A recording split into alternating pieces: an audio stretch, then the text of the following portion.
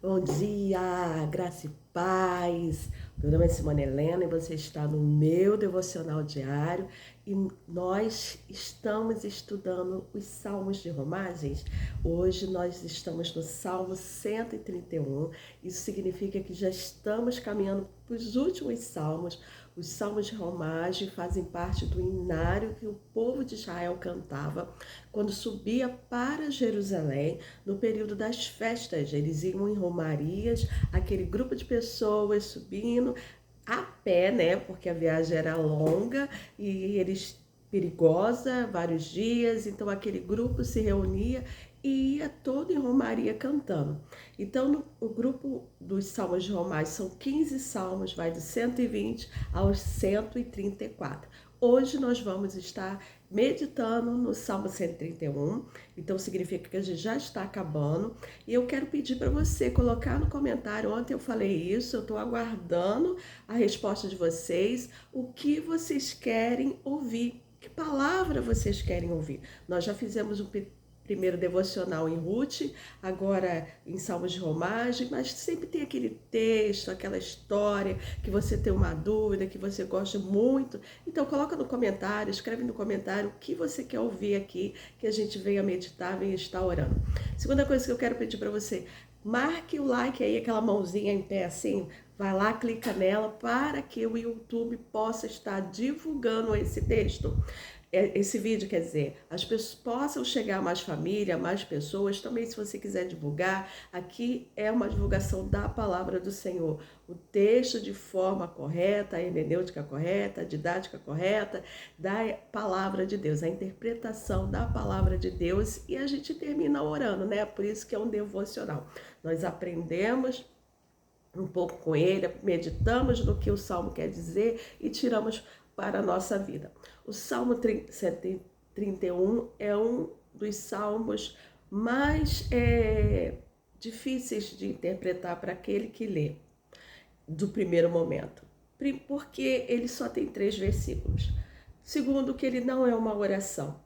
Então a pessoa lê e logo fica assim, sem muito entender, ou tira sua própria conclusão do que o salmista está dizendo.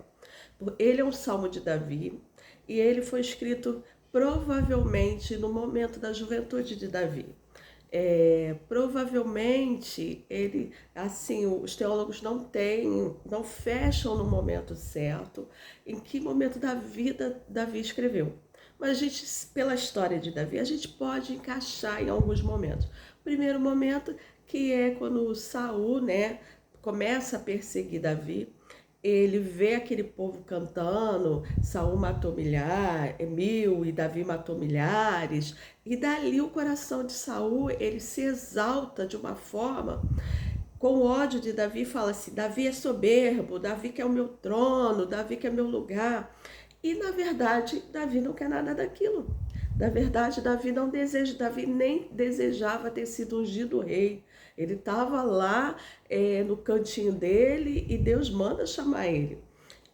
Aí, Davi, tudo isso mostra que ele não tem aquele desejo de... E você vê pelo longo da vida de Davi que Davi só sobe ao trono depois que Saul vem a falecer. O segundo momento que algumas pessoas podem estar colocando o Salmo 131 é no momento em que Absalão toma, o filho de Davi faz o golpe de estado, né, e toma o trono, e Davi larga tudo na mão de Absalão.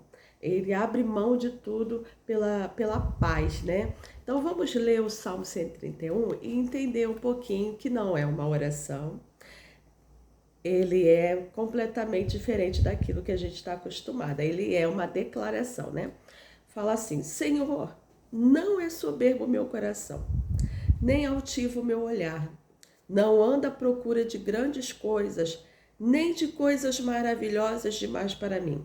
Pelo contrário, fiz calar e sossegar a minha alma como a criança desmamada se aquieta nos braços de sua mãe, como essa criança é minha alma para consigo, comigo. Espera, ó Israel, no Senhor, desde agora e para sempre. Pronto, 3 versículos apenas. Eu li na revista atualizada. O que o salmista que Davi, né? Porque a gente sabe que foi Davi que escreveu. O que Davi está pensando aqui? Primeiro momento, ele está dizendo, é uma declaração que ele está fazendo para Deus. Deus, eu não sou soberbo, eu não sou orgulhoso, eu não sou altivo de espírito, eu busco a santidade. Como que ele busca a santidade? Com contentamento. Então, o caminho para a santidade é estar contente com o que tem, estar contente com o que foi alcançado, estar contente com aquilo que você tem dentro da sua casa. Esse é o caminho para a santidade. O caminho da santidade, o descontentamento, ele é o oposto do caminho da santidade. Vamos dizer que o caminho da santidade é subindo. Então, o contentamento é a alavanca que te leva à santidade. E o descontentamento é o contrário, é o caminho que te leva para o lado oposto. Então, você está descontente todos os dias com tudo que tem acontecido. Eu sei que tem situações na nossa vida que nos levam realmente a ter um dia de tristeza, um dia de frustração, mas isso é um dia. Nós não podemos viver todos os dias descontente com tudo. Nós não podemos viver todos os dias reclamando de tudo. Nós não podemos viver todos os dias achando que Deus nos esqueceu, tipo Mara, né? Noemi e Ruth lá voltando de Moabe, e Noemi reclamava de tudo, achando que Deus estava castigando ela. Nós não podemos viver essa vida assim. Quando nós vivemos uma vida descontente, nós estamos nos afastando todos os dias de Deus. Porque com descontentamento vem outros sentimentos que começa a se desenvolver dentro de nós. E um deles é a inveja daquele que vive contente, né? Então Davi era o homem que tinha tudo para ser soberbo. Por quê? Ele era um menino, pastor de ovelhas, vivia lá no campo, sozinho, cuidando das ovelhas. Um dia, quando o banquete lá, Samuel chega na casa de Jessé, Jessé manda preparar aquele banquete. Samuel começa a pensar que os filhos de Jessé que estavam aparecendo lá seriam os ungidos que Deus queria para novo rei. E Deus fala a Samuel, nenhum desses. E Samuel dá uma ordem, ninguém senta para comer enquanto o menor não chegar, o último não chegar. Ele nem sabia quem era. Então a gente para pensar, ninguém lembrou de Davi. Fez um banquete para Samuel, preparou aquela comida maravilhosa para Samuel e ninguém lembrou de Davi, mas Deus não esqueceu. Então Davi sai de trás das malhadas do campo para se tornar rei de Israel, rei de toda a nação. A vida daquele menino muda do dia para a noite. Ele sai de ser um pastor de ovelhas esquecido por um almoço, ninguém lembrou dele por almoço, e passa a ser o novo rei de Israel. Ele passa, dali em diante, ele mata o maior inimigo de Israel, que é o gigante Golias. Ele passa a conviver com Saul, e dali ele se torna o maior guerreiro da nação, ao ponto das mulheres e das pessoas colocarem ele no ombro e cantar que ele matou milhares, que ele era maior do que Saul. Ele juntou riqueza suficiente para que Salomão construísse o templo. Ele pecou sim, mas no mesmo instante que ele entendeu que ele pecou, ele buscou o perdão de Deus e arrependimento. Então ele tinha tudo para ser soberbo e orgulhoso, mas ele fala ao Senhor, não é soberbo o meu coração. A King James fala assim, deixei até aqui do lado, Senhor, o meu coração não é arrogante e os meus olhos não veem com soberba. Não há em meu ser a pretensão de explicar os seus mistérios. Quer dizer, não há em meu ser a pretensão de ser Senhor amado. Entender as grandes coisas do céu, ser maior do que o Senhor, querer ser igual ao Senhor, querer ser grande desse jeito. Ele não era nem um pouco soberbo. Ele não é. Então esse salmo, ele fala da essência da vida da gente, de como é o caminho para chegar até Deus. É o caminho de honestidade, que é o que Davi apresenta a Deus no verso 1, de rejeitar as coisas que trazem, que nos afastam de Deus, rejeitar a imaturidade. Ele chega num nível de maturidade. Davi alcançou uma maturidade diante de Deus, que ele era contente com tudo que ele tinha. Segundo ponto que é alcançado, mostra nesse salmo, é a humildade. No verso 2, ele apresenta como ele era humilde. Antes de entrar no verso 2, eu quero ler com vocês um texto de Eclesiastes, no Eclesiastes capítulo 2, que fala justamente do oposto de Davi. Quando o homem busca o orgulho, a soberba, a vaidade, que foi o que Salomão fez, né? Salomão, no capítulo 2, ele mostra que você quer conhecer a vida de Salomão, lê Eclesiastes no capítulo 2. Capítulo 1, capítulo 2, ele mostra claramente quem foi ele, o que chegou à conclusão, porque ele era o oposto do pai dele, o orgulho tomou conta dele, ele se afastou de Deus, ele percebeu como ele era grande, ele buscou todos os prazeres que Davi não buscou. Ele gastou o tempo dele em tudo aquilo que Davi não gastou, em mulheres, em riqueza, em trabalhar, em querer sempre ter mais.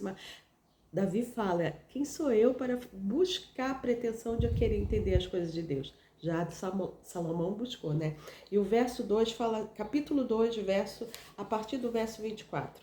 Olha a conclusão que Salomão chegou no final da vida dele. Para o homem não existe nada melhor do que comer, beber e se alegrar do trabalho que realiza. Isso é orgulho. Contudo, compreendi que mesmo estes prazeres só podem ser concedidos pelas mãos de Deus. É aquela palavra do Salmo 127. Pois quem pode comer, beber, trabalhar ou ter alegrias sem que tudo isso venha de Deus? É uma pergunta. Quem pode? Ninguém, né? E ele conclui assim: Deus concede sabedoria, entendimento e felicidade às pessoas que nele têm o seu prazer. Quanto ao pecador, Deus o encarrega de ajuntar e armazenar riquezas para entregá-las a quem o agrada. Também isto é vão e frustrante. Ou seja, o que eu tenho que ficar contente que vem de Deus. E o que eu procuro com as minhas mãos, Deus entrega a outro, porque é em vão, é inútil. Filipenses, no capítulo 2, no verso 3, ele fala daquele que faz o caminho ao contrário, né? Do descontentamento. A pessoa descontente com o que tem, ela passa a ser uma pessoa invejosa, ela passa a ser uma pessoa altiva, ela passa a ser uma pessoa soberba. E Filipenses, no capítulo 2, fala que a gente tem que estar contente. Capítulo 2, verso 2.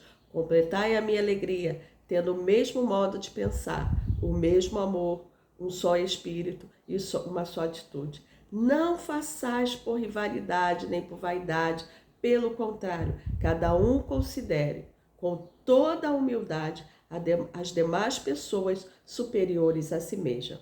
Considere sempre o outro superior a si mesmo. Davi já era ungido rei de Israel, mas em nenhum momento ele se considerou maior do que Saul. Ele entendia que Saul também era ungido de Deus.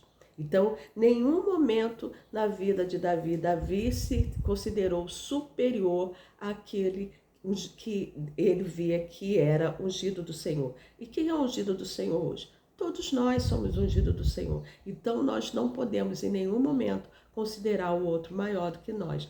E Filipenses, Paulo continua assim: cada um zele, não apenas por seus próprios interesses, mas igualmente pelos interesses dos outros. E era isso que Davi buscava, estar cuidando de todos aqueles que estavam em volta dele. Segundo ponto que eu quero correr um pouquinho aqui, é o verso 2, fala do que Davi fez.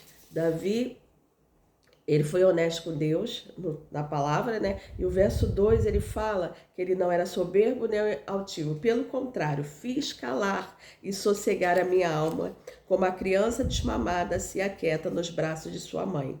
Como essa criança, minha alma para comigo. Olha que dificuldade nos dias atuais. A gente descansar. Davi, ele não era soberbo e ele aprendeu a descansar. Os israelitas, as crianças eram amamentadas até os 3 e 4 anos de idade.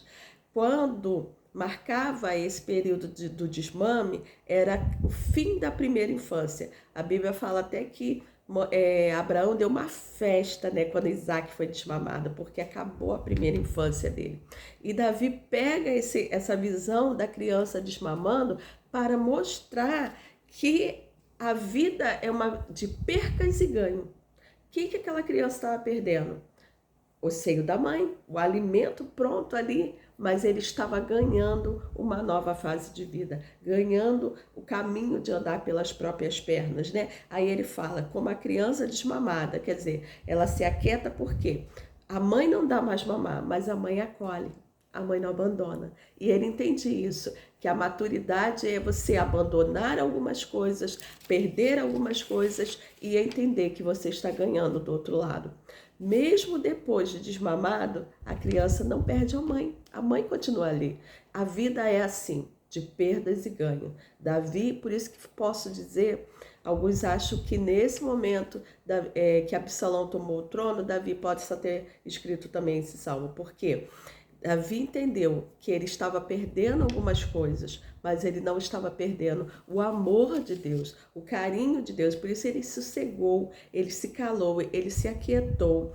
A alma dele estava em paz, porque Deus estava cuidando de tudo para ele. Então, maturidade é uma série de perdas e ganhos. E Deus quer que nós busquemos a maturidade espiritual e emocional, que sejamos maduros. A palavra hebraica desmamar, ela traz a ideia de ser completo, amadurecido, tratado. Então, quando nós somos desmamados das coisas, é porque a gente já está pronto para uma nova fase da vida.